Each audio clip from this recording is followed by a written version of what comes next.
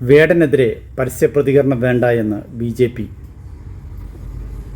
Mini കൃഷ്ണകുമാറിനെ അതൃപ്തി അറിയിച്ച് BJP സംസ്ഥാന നേതൃത്വം പരാതി നൽകിയത് പാർട്ടിക്ക് അവമതിപ്പുണ്ടാക്കി. എന്തടിസ്ഥാനത്തിലാണ് NIAക്ക് പരാതി നൽകിയതെന്നാണ് BJP സംസ്ഥാന നേതൃത്വത്തിന്റെ ചോദ്യം. ഇനി വേടൻ വിഷയത്തിൽ പരസ്യ പ്രതികരണം നടത്തരുതെന്നും മിനിക്ക് കർശന നിർദ്ദേശം നൽകിയിട്ടുണ്ട്.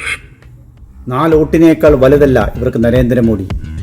പ്രധാനമന്ത്രി നരേന്ദ്രമോദിയെ വളരെ മോശമായ രീതിയിൽ വേടൻ അധിക്ഷേപിച്ചിട്ടും വേടൻ ഇരുതല മൂർച്ചയുള്ള വാളാണെന്ന് മനസ്സിലാക്കിയപ്പോൾ അവർ ഗീർന്ന് മാറ്റിപ്പിടിച്ചു.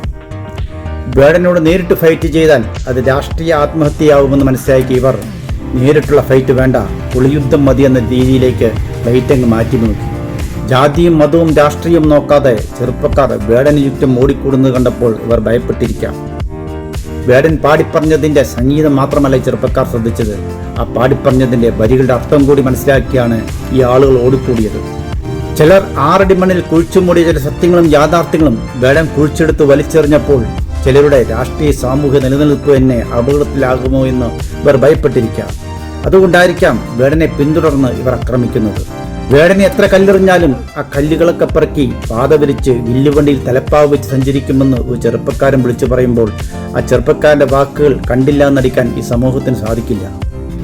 ജാതി ചിന്തയില്ല എന്ന് എത്രത്തോളം പറഞ്ഞാലും അത് ഉണ്ട് എന്ന് തെളിവാണ് ഈ വേടനെ പിന്തുടർന്ന് ആക്രമിക്കുന്നതെന്ന് ജനങ്ങൾ തിരിച്ചറിഞ്ഞു പോയാൽ ഈ വെള്ള നിറത്തിന്റെ ഉപാസകർ ഇതുവരെ വെച്ചനുഭവിച്ചു പോകുന്ന കാര്യങ്ങളെല്ലാം വിട്ടൊഴിയേണ്ടി വരുമെന്ന ഭയത്താലാണ് വേടനെ പിന്തുടർന്ന് ആക്രമിക്കുന്നതും ഇല്ലാതാക്കാൻ ശ്രമിക്കുന്നതും.